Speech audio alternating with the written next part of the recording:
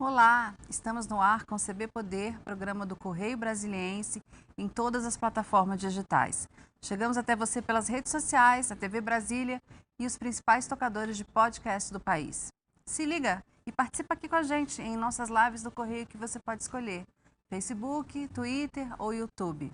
Eu sou Ana Maria Campos e aqui com a gente hoje o deputado distrital Leandro Graz. Ele é pré-candidato ao governo do Distrito Federal pelo Partido Verde. Bem-vindo, deputado. Obrigado, Ana. É um prazer estar aqui com você. Bom, a gente está há 5 meses do dia em que as pessoas vão às urnas para escolher os seus novos representantes. A oposição ao governador Ibanez ainda não se acertou. Tem algumas pré-candidaturas, como a sua, como outras do PT, mas ainda falta um nome que reúne essas frentes. Quando você acha que vai sair o nome desse conjunto de partidos que quer estar junto, mas ainda não se acertou? Exatamente. Nós temos dialogado para tentar construir um consenso, construir uma unidade, porque ela é fundamental. Nós, da oposição ao Ibanez, ao longo desses 3 anos e 5 meses, trabalhamos muito para fiscalizar o governo, para entender onde estavam as falhas, apontar também soluções. Mas chega a hora da gente se unir em torno de um projeto comum para apresentar à sociedade, apresentar um programa de governo consistente, apresentando também soluções para a assistência, para a saúde, para a economia que anda mal no DF. E, de fato, ainda não há um consenso, mas ele está em construção e muito em breve, eu espero, a gente consiga anunciar para a sociedade a nossa chapa, as nossas pré-candidaturas ao governo, ao Senado. Temos já alguns nomes colocados para deputado federal e deputado distrital. E é esse grupo, não apenas a chapa majoritária do governo do Senado, mas também todo esse campo político que envolve partidos aí de centro-esquerda, de esquerda, alguns também de centro, que tem dialogado para a gente construir uma grande frente. Você se elegeu pela Rede Sustentabilidade, trocou de partido, foi para receber esse convite para ser, inclusive para ser candidato. Por isso que você mudou de partido, porque a Rede não tinha pretensão de lançar candidatura ao governo do Distrito Federal, só em 2 estados, né? Enfim, e você está no PV, que fechou uma federação com o PT e o PCdoB. Só que o que a gente vê é que desses 3 partidos, pelo menos 4 candidatos surgiram, que é você, do PV, a Rosilene Correia e o Geraldo Magela, do PT, e o João Vicente Goulart, do PCdoB. Amanhã o PT tem uma reunião importante do PT de Brasília com a direção nacional da campanha do Lula e eles vão conversar sobre a possibilidade do PT não lançar um candidato próprio e apoiar sua candidatura. Você acha que é possível o PT, que sempre trabalhou como um partido hegemônico, aceitar um candidato de um outro partido?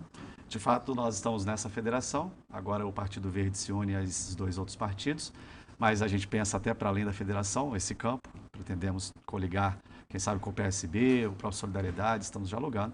E há algum tempo, desde quando colocamos a pré-candidatura, vem sendo trabalhada essa convergência em torno de uma candidatura do PV. Por quê?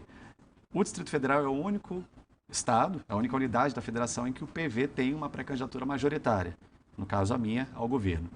E a gente apresentou esta questão na federação, em nível nacional, pedindo o apoio dos demais partidos. E aí, desde então, a gente tem conversado sobre como montar a chapa. E o PT, de fato, o PT tem 2 pré-candidaturas colocadas, a da Rosilene, professora, e do Geraldo Magela, que é ex-deputado. E lá dentro também há um diálogo da militância, da direção do PT, para definir como que vai se dar essa composição com o PV. A gente respeita muito as pré-candidaturas colocadas, mas nós entendemos que é muito importante nesse momento ampliar, a gente conseguir estabelecer pontes com outros grupos, outros partidos, outros segmentos que tradicionalmente não convergiram, né, com o nosso campo, mas agora estão dispostos a convergir. E pensar também o processo eleitoral como um todo, pensar o primeiro turno, pensar o segundo turno. Eu tenho particularmente uma boa relação com outros pré-candidatos, a própria senadora Leila, o senador Isalci, a quem respeito muito, e entendo que é necessário, inclusive, a gente estar com uma relação muito bem construída, uma relação respeitosa, para que no segundo turno estejamos todos unidos para derrotar o atual governador, que provavelmente será candidato à reeleição. Então, você acha que uma das qualidades da sua pré-candidatura é o fato de você ter condições de ampliar esse grupo, trazer outros partidos, é isso? Esse é um fator importante. O outro é que eu fui nesses 3 anos e 5 meses, se não o que mais, mas um dos que mais fiscalizou o governo. Então eu me coloquei numa posição de estar ali, sempre cobrando do governo, apontando ao governo as necessidades da população. Tive também a postura de exigir do governo explicações sobre os problemas na saúde, fiscalizei muito o governo libanês, fui um deputado de oposição, mas não uma oposição meramente sistemática, ou aquela oposição que apenas fica falando, né, e dizendo que o governo está errado, mas foi uma oposição programática. A gente também apresentou ao governo muitas soluções. Eu conheço cada palma do Distrito Federal, a gente andou em todas as regiões, a gente esteve também interagindo com todas as áreas, como a saúde, a educação, a área ambiental, a situação econômica do DF, a assistência.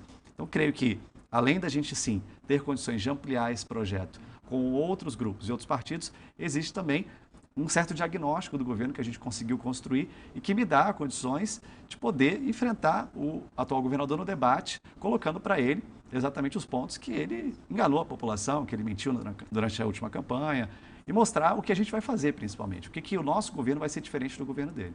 Na última eleição, o PT teve um desempenho muito abaixo de outras eleições. Estava num momento difícil, né? Muito desgastado aqui no Distrito Federal. E isso abriu a possibilidade de, pela primeira vez, desde que eu acompanho as eleições aqui no DF, eu nunca vi o PT abrir espaço para ninguém. Ele sempre tem candidato próprio ao governo do Distrito Federal.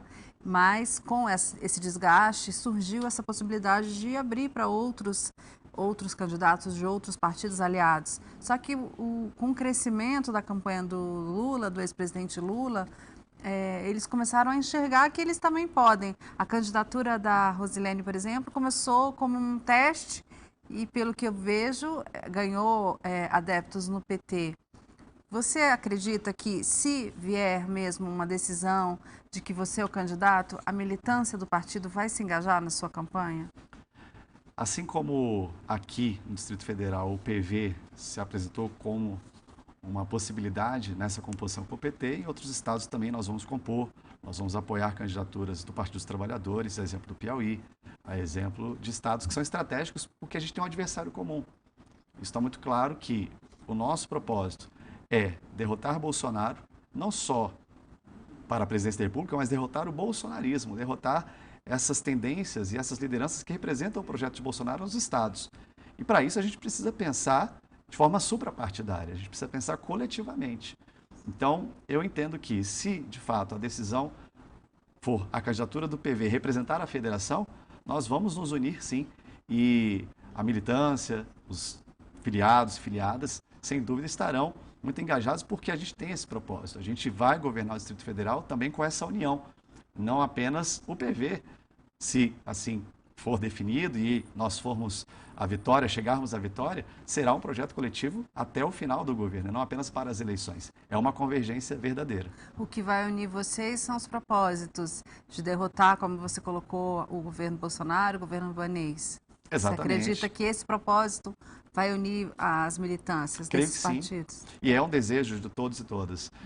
E ter um programa de governo. Acho que uma coisa que vai nos unir é um conjunto de propostas, de soluções muito bem estruturadas, fundamentadas, que já estão sendo, inclusive, elaboradas. Nosso programa de governo está em construção. Assim como dentro do PT, dentro do PSB, que é um partido que a gente espera também que esteja conosco, dentro do próprio PCdoB, a gente vem experimentando encontros, vem fazendo reuniões para discutir soluções para o DF.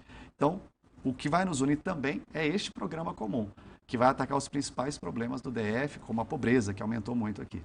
O Congresso do PSB, essa semana em Brasília, semana passada em Brasília, reuniu muitos desses aliados.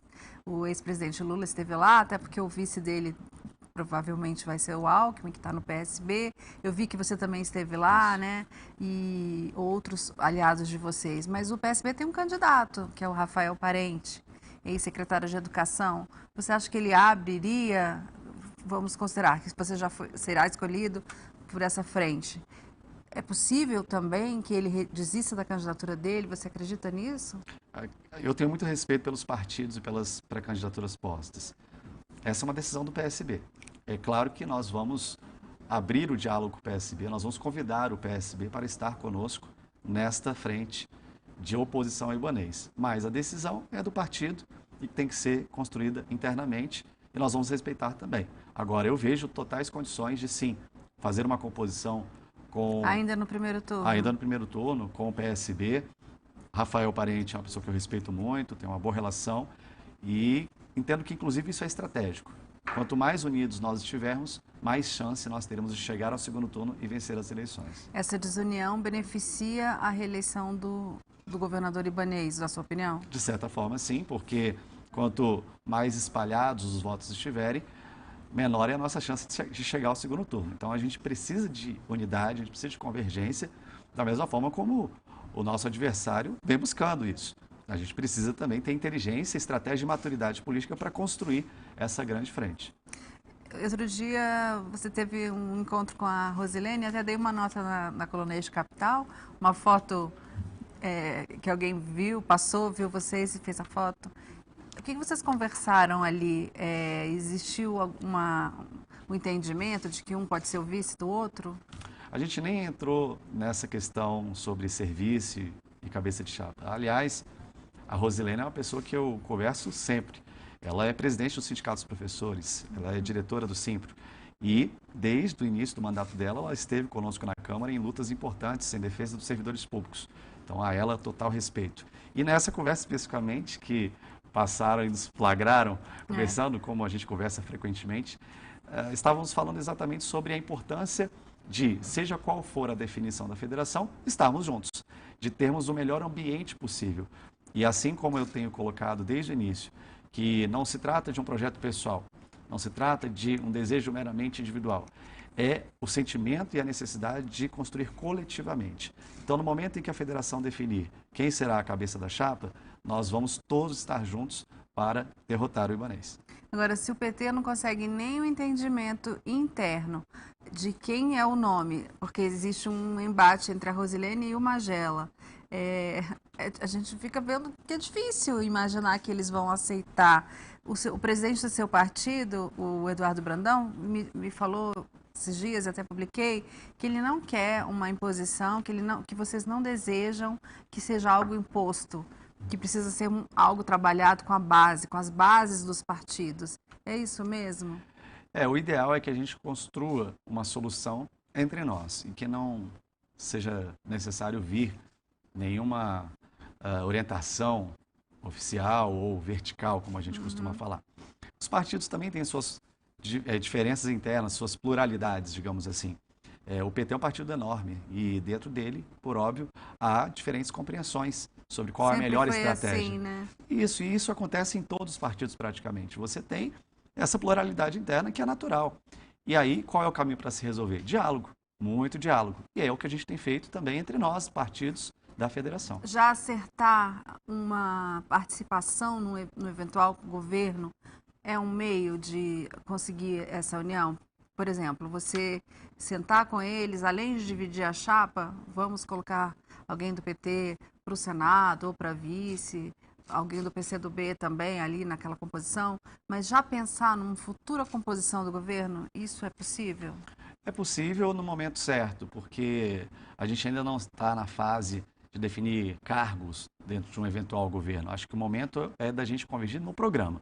Então, quais são as contribuições de cada partido, de cada grupo, para que a gente tenha o melhor programa para a cidade.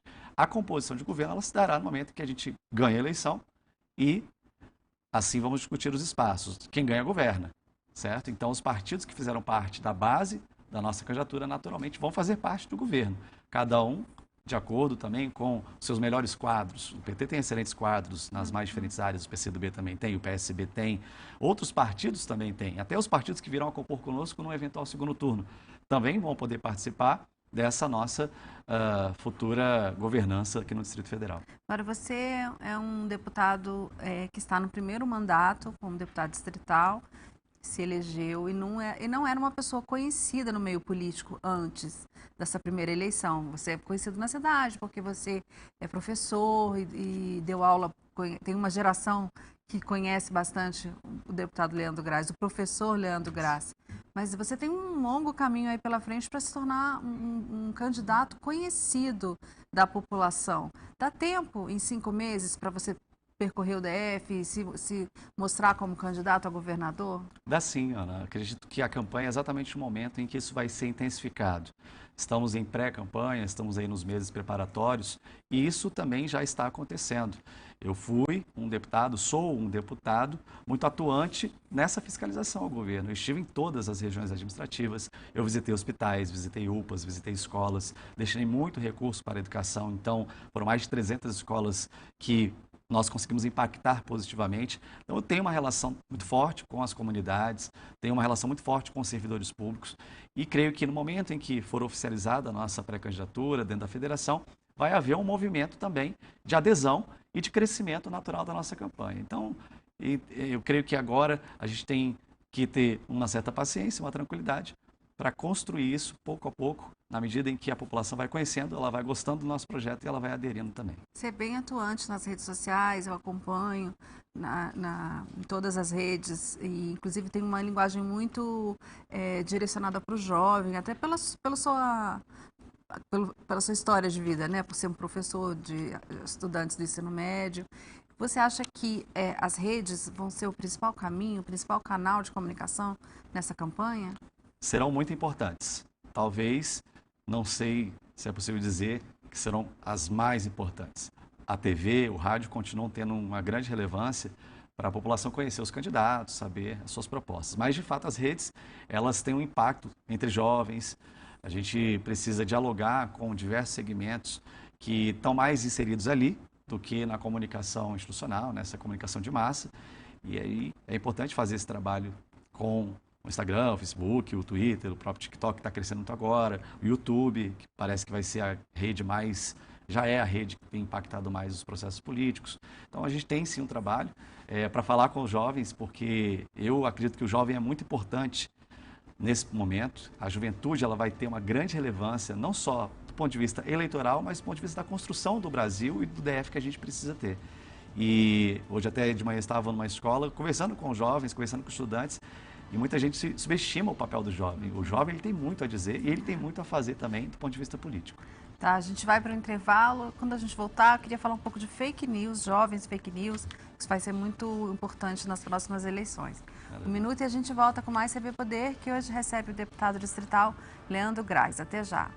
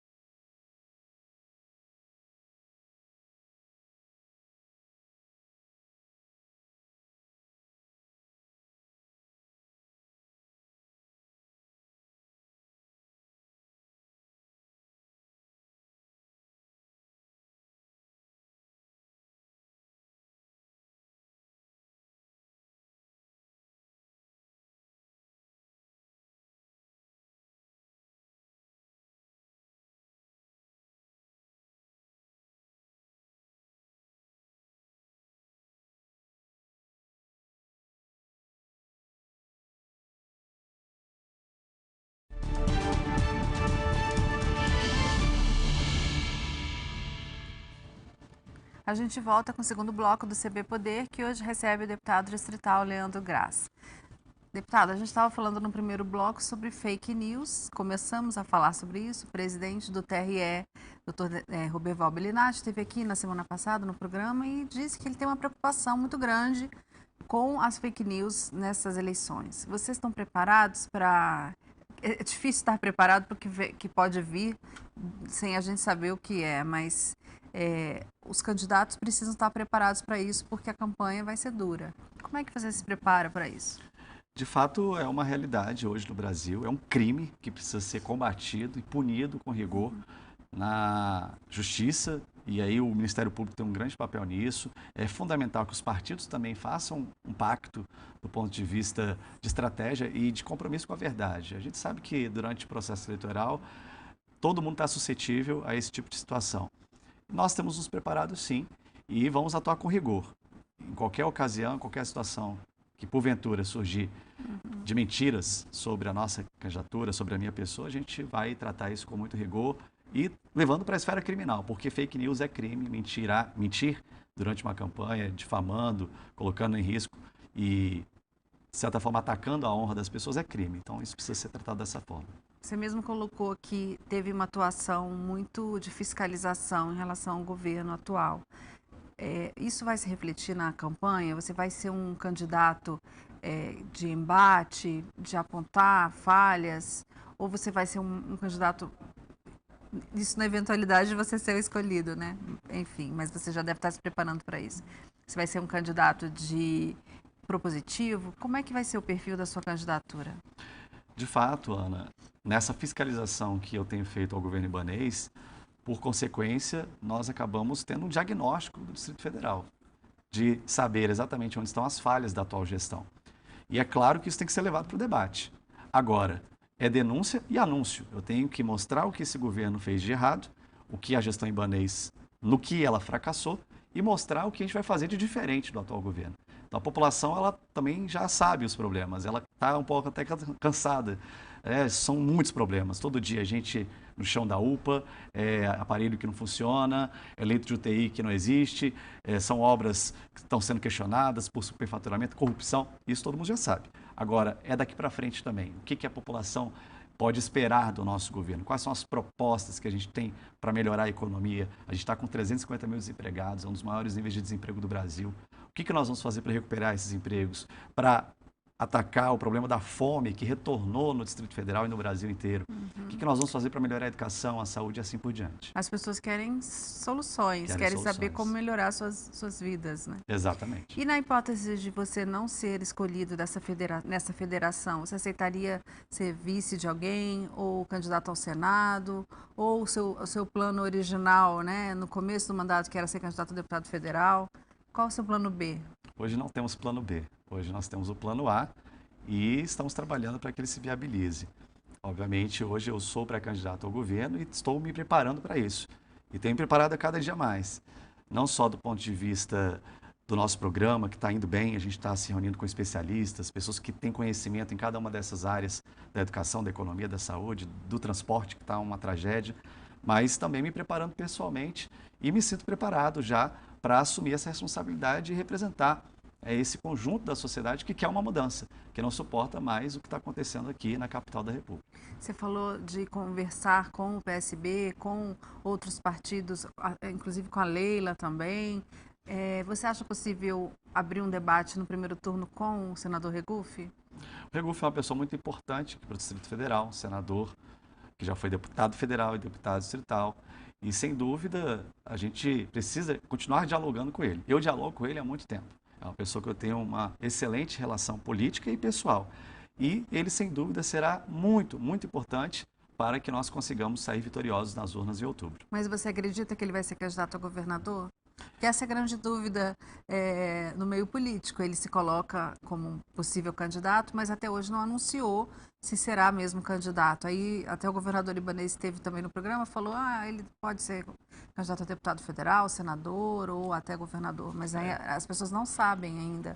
De fato, essa decisão ainda não se tornou pública, o que de fato, a qual cargo ele vai concorrer. Hoje o senador Regufe está no União Brasil, que não tem ainda oficialmente um candidato à presidência da República e que está com o caminho aberto. Porém, neste momento, a gente está concentrando os esforços na nossa pré-candidatura dentro da federação, para depois ampliar para uma coligação.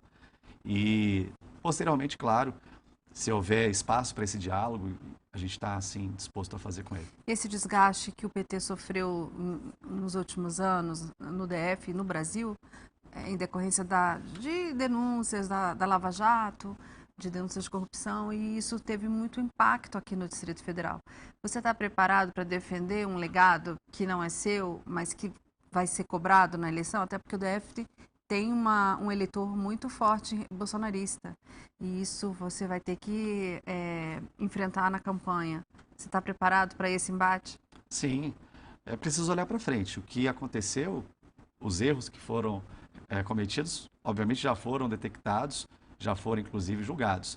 Muita coisa também ainda está para ser avaliada, mas em relação ao PT, eu acho que tranquilo a gente sim fazer essa composição. O PT tem muitas contribuições também, o PT já governou o Brasil, já governou o Distrito Federal e está na nossa federação. É o partido com quem nós federamos e, portanto, vai participar deste projeto, já está neste projeto e não há nenhum problema em nós caminharmos juntos. Outra questão que está sendo muito discutida, os políticos têm comentado e avaliado o que pode acontecer, é em relação a essa filiação da ex-ministra Damares ao Republicanos no DF. Ela vai disputar a eleição aqui. Ontem ela estava na esplanada dos ministérios, parecendo em campanha. Se ela for candidata ao Senado, ela pode atrapalhar a candidatura ao Senado da Flávia Arruda. Como é que você avalia esse cenário? Você acha que ela pode acabar virando candidata a governadora também? Acredito que o PRB, Republicanos, agora, tem na ministra Damares uma forte liderança que representa o bolsonarismo no Brasil inteiro e aqui, se ela for candidata. É uma decisão deles. A gente está preparado para enfrentar qualquer candidatura deles ao Senado e ao governo. Não importa quem seja, a gente vai enfrentar e a gente vai derrotar. Mas eu digo porque se a Flávia for candidata ao governo, ela vai rachar uma base que é do governador Ibanez hoje, né? Você acha que isso é bom? Facilita uma candidatura da oposição? Eles caminham juntos. Por enquanto, me parece que eles saíram juntos, o governador Ibanez e a senadora Flávia Arruda. E, de fato, o que for decidido entre eles, como eu te disse, a gente vai estar pronto para encarar e mostrar que são diferentes da gente. Nós temos muitas diferenças, sim, do ponto de vista da visão política, do ponto de vista da forma de fazer política. O governo Ibanez é um governo afundado em corrupção. A gente tem aí, dentro desse grupo político, problemas seríssimos do passado também, Caixa de Pandora, prisão de governador. Então, do lado de lá, eles vão se entender, não sei de que forma, mas do lado de cá também a gente vai se entender e vai vir muito forte para essa eleição. A composição desse grupo de vocês não pode ficar igual a terceira via na disputa presidencial, que muitos candidatos surgiram e foram perdendo o fôlego. Hoje a gente vê que essa terceira via dificilmente sai em contraponto ao Lula e o Bolsonaro. Temos o Ciro Gomes, mas na disputa, e outros candidatos também, mas a união não existiu. Você acredita mesmo que aqui no DF isso vai ser possível, vai ser diferente? Precisa ser porque essa união ela é a chance que a gente tem de chegar ao segundo turno. Nós precisamos unir essas forças em torno de uma candidatura única, de uma candidatura comum. Na medida em que a gente se espalha, na medida em que a gente divide, a gente se enfraquece. E contando também com as capacidades, as competências que cada liderança, cada partido tem, cada um dando a sua contribuição, todos se entendendo numa única proposta. Eu vejo que isso vai acontecer, a gente está caminhando, é preciso muito diálogo, muito respeito mútuo e aos poucos a gente vai chegar nessa convergência. Tá bom, eu agradeço muito a sua presença. Vamos esperar as próximas novidades, que devem ser próximas, breves, para a gente ver como é que vai ser a composição dessa eleição. Desejo boa sorte. Obrigado, Ana. Obrigado. O CB Poder fica por aqui. Obrigada pela companhia. Até a próxima. Tchau.